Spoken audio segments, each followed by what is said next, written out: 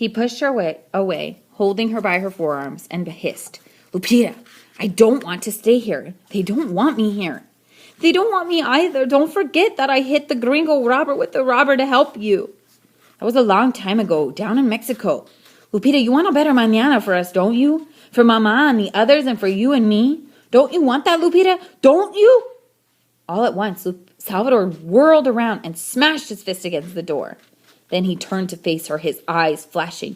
"Don't you want that, Lupita, mañana?" Frightened, Lupita sobbed. "See, you know that I do." "Then hear me. This is a way to get a better life, and for me to get more money. I cannot work in those fields anymore. I will save, so when we go back to Mexico together, we will have a lot of money to take home with us. Lucky says I can take back so much money that it will make people's eyes pop. Maybe I'll have a car to drive back home in." "But Salvador, I don't want you to go. I want to go where you go. I need to be where you are." To Lupita's horror, Salvador grabbed her shoulders and shook her. "Lupita, Mama said for you to obey me," he said softly but angrily. "You must stay here with Aunt Consuelo. I promise you when I am ready to go back to Mexico, you and I will go home together." He flung her onto her aunt's bed, then picked up the cardboard box with the rest of his new clothes. With a jerk, he opened the bedroom door and left. A moment later, she heard him say, "Adios." Lupita rolled over on the bed and began to sob. She wept for hours, but no one came near her except Tirela, who walked to the door after a time, looked in at her, and then shut it softly. Lupita poured out her grief and fury. At dusk, she sat up and dried her eyes on the hem of her new dress. Then she went out into the living room. Aunt Consuelo turned and looked at her. "Let him go," she said softly. "Men are like that, Lupita. You and I go into the fields tomorrow. Come and eat now. You must make yourself strong for work. That is why your mother would want." "See, I know that, Aunt Consuelo." As Lupita took the plate of food her aunt handed her, she told herself that Consuelo was right. She must stay strong for the sake of Mama and her smaller brothers and her sisters and for herself too. Lupita knew what she must do. She must make a skin for herself against the world that could be so suddenly and unexpectedly cruel. See, she would trust her own instincts, which she now knew to be right, and develop a shell so hard that nothing could pierce it, not even being deserted by Salvador. Lupita glanced at a wall opposite the table where she sat eating. There, hanging from a hook, was Papa's black and white coat. It had not been fine enough for Salvador to take with him. She would keep the coat, keep it, and cherish it. When the day came to go home to Mexico, she would take it with her. The days after Salvador's departure passed slowly for the heavy-hearted Lupita. Though the work in the fields had grown easier for her, she still ached from it. Yet the ache in her heart, wondering when Salvador would come to visit her, was even deeper. At last he came, on the 15th of the month, but she did not get her longed-for chance to speak with him privately. She sat in her aunt's crowded living room and listened to Lucky and Salvador boast about their fine jobs and their trips to the other desert towns in Lucky's car. Lupita glared resentfully at the pocho, but he didn't seem to see her. Impatient, she fidgeted on the living room daybed, waiting for Salvador to summon her outside. After about 20 minutes of trivial conversation with Aunt Consuelo and Elvio, he got up, walked over to her, and dropped a $20 bill into her lap. "Send this to Mama in the next letter you write," he mumbled, and quickly joined Lucky, already at the front door. Both youths jogged out to the waiting car. Lupita stared after him, open-mouthed. Ay de mi. He had refused to speak to her. She vowed that he would not evade her company so easily the next time he came. But when he did come again, Uncle Hermilio happened to be at home. As soon as Salvador and Lucky arrived, Hermilio began to talk to Lucky in English, until Lucky interrupted to say, "Speak in Spanish. I want Sal to understand what you're saying about baseball. I'm trying to teach him about United States sports." "Ah, sí," Hermilio grinned. "Did you ever play baseball in Mexico?" he asked Salvador. "Sí, but I played more soccer." Salvador smiled too, apparently having forgotten that Hermilio had not wanted him in his house. Hermilio went on. "Soccer, sí. The gringos are just now beginning to play the game." "I know, Uncle Hermilio," Salvador softly replied as Lupita fumed. "I watch soccer on Lucky's television set." While Elvio and Catalina argued with their mother about buying them a television set too, Lupita kept her gaze fixed on Salvador's face. She tried to catch his eye, but he carefully avoided looking at her.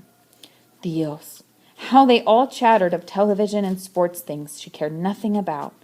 Then Uncle Emilio asked Lucky about his car, and Lucky started talking about valves and piston rings and carburetors. Lupita wanted to stamp her feet and shriek, "Stop!"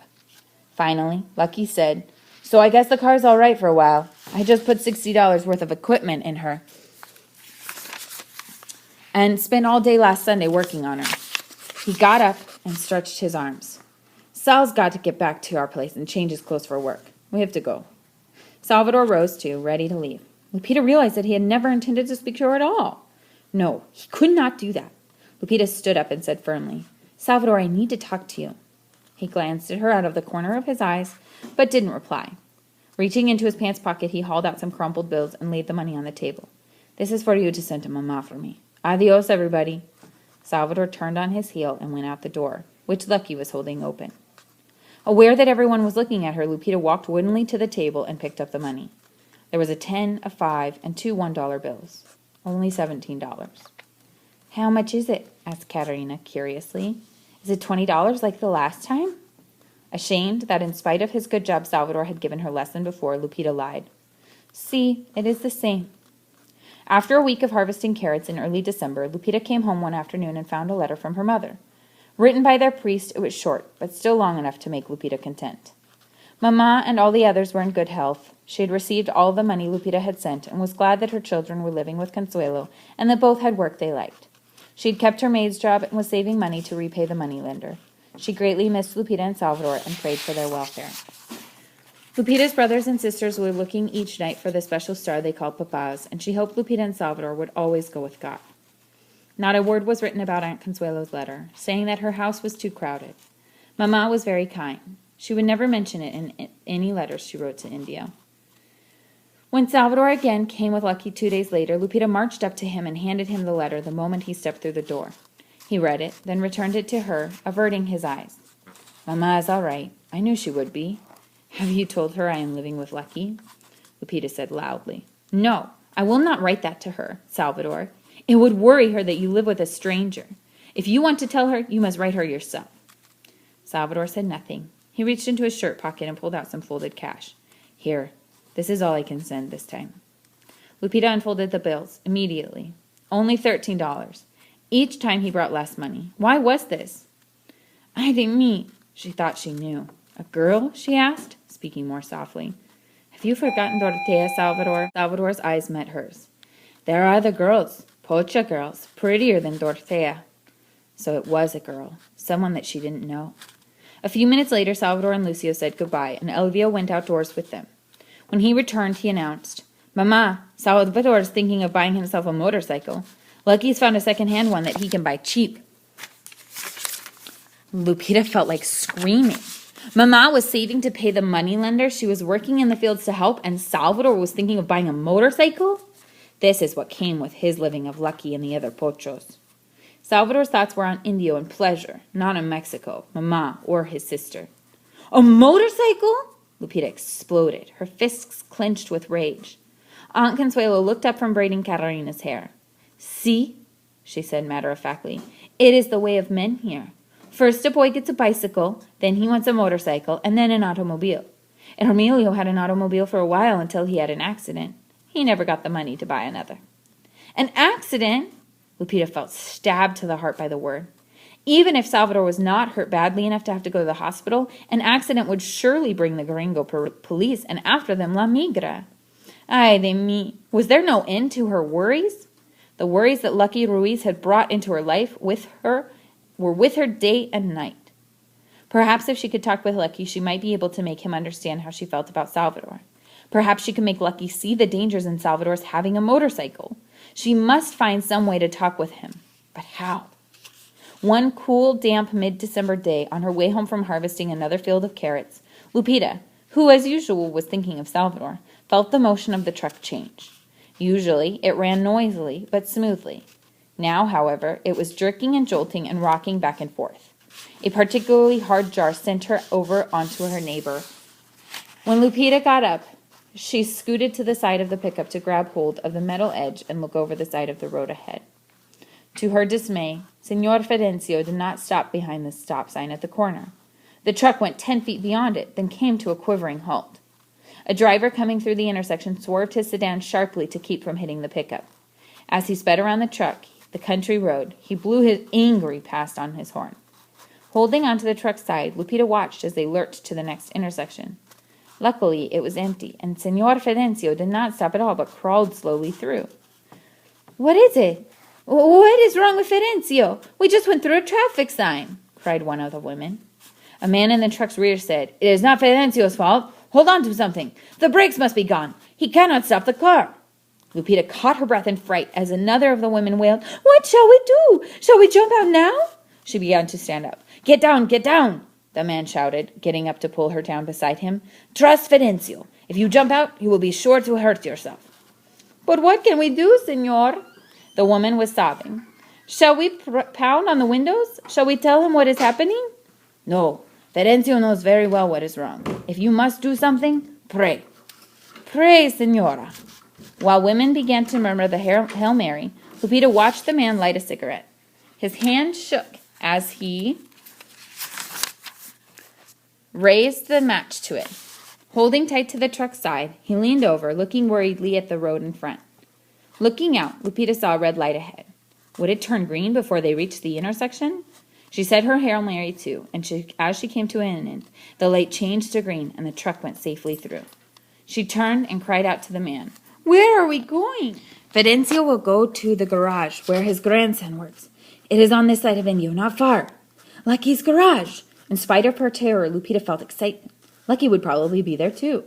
She wanted to ask how long it would take to get to the garage, but she didn't have a chance. Señor Fidencio began to sound the horn, and Lupita turned to see what was happening. She saw the other drivers stood still as the truck rolled through intersections. No one passed the slow-moving pickup, and a long line of cars formed behind the battered truck.